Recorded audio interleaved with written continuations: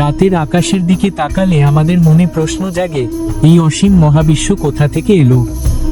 কিভাবে সৃষ্টি হলো এই গ্রহ, নক্ষত্র আর অসংখ্য গ্যালাক্সি?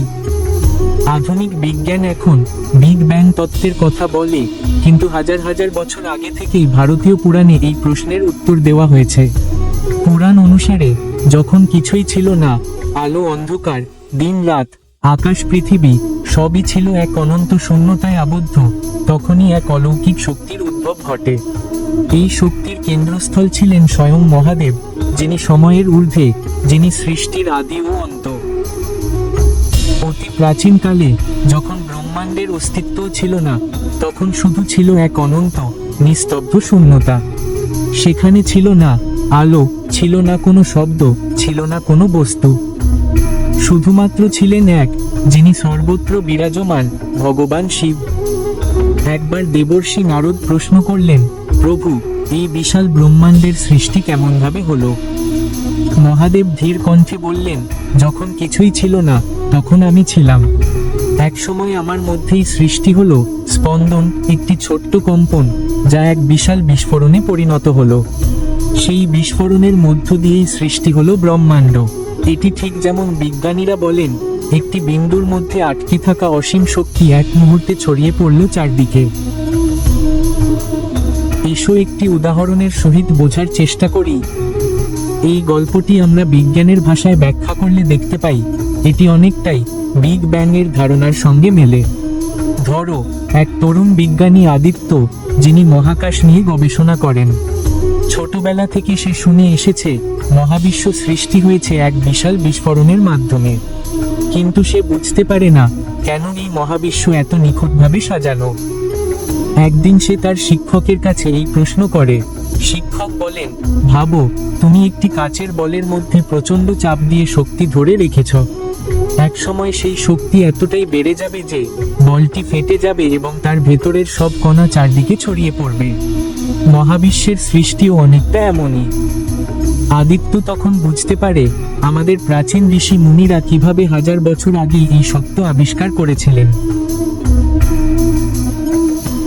পুরাণ অনুসারে সৃষ্টি, স্থিতি ও বিনাশ এই তিনটি কাজ সম্পন্ন করেন যথাক্রমে ব্রহ্মা, বিষ্ণু ও মহাদেব।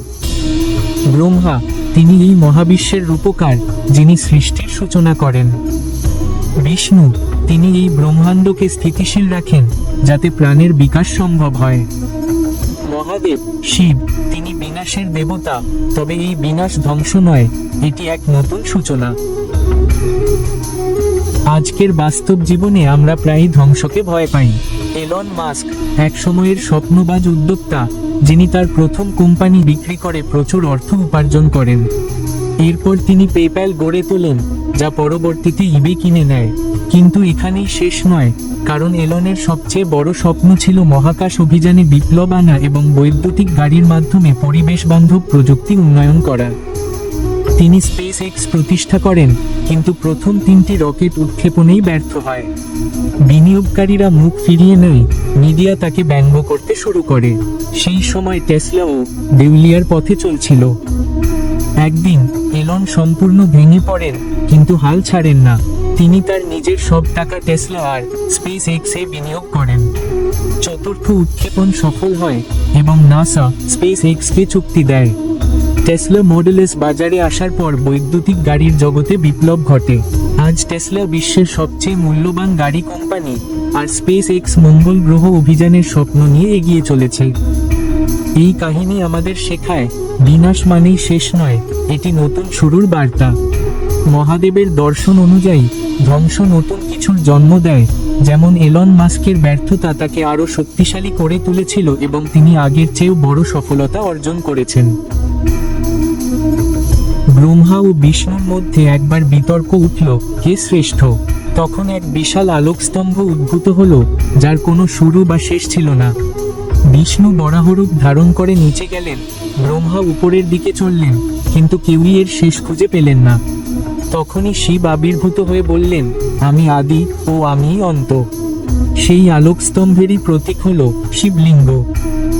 এটি আমাদের শেখায়, শক্তি ও সৃষ্টি একসঙ্গে চলে।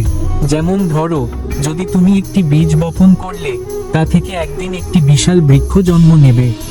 শিবলিঙ্গ হলো সেই শক্তির প্রতীক, যা চিরন্তন, যা এক মুহূর্তে সৃষ্টি করতে পারে এবং ধ্বংস করতে পারে। মহাদেব কেবল একজন দেবতা নন, তিনি সময়, শক্তি, সৃষ্টি ও বিনাশের প্রতীক। আমাদের জীবনের প্রতিটি অধ্যায়ে আমরা কখনো সৃষ্টির মুখোমুখি হই, কখনো বিনাশের। কিন্তু মহাদেব আমাদের শেখান, ধ্বংসের মধ্যেও এক নতুন সূচনা লুকিয়ে থাকে। তাই যখনই আমাদের জীবনে কিছু নষ্ট হয়ে যায়, মনে রাখতে হবে, শিবের দর্শন অনুযায়ী এটি নতুন কিছুর শুরু মাত্র। এইভাবেই মহাদেব শুধুমাত্র একটি পৌরাণিক চরিত্র নন, তিনি আমাদের জীবনের প্রতিটি ধাপে আমাদের পথপ্রদর্শক।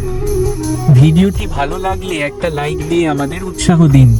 চ্যানেলটি সাবস্ক্রাইব করে পাশে থাকুন এবং নতুন ভিডিওর আপডেট পেতে বেল আইকনে ক্লিক করতে ভুলবেন না। আপনার পরিবার, বন্ধু-বান্ধব এবং প্রতিবেশীদের সঙ্গে ভিডিওটি শেয়ার করুন, যাতে এই জ্ঞান সবার মাঝে ছড়িয়ে যায়। কমেন্টে আপনার মূল্যবান মতামত জানাবেন, কারণ আপনার প্রতিক্রিয়া আমাদের জন্য অনেক গুরুত্বপূর্ণ। ধন্যবাদ।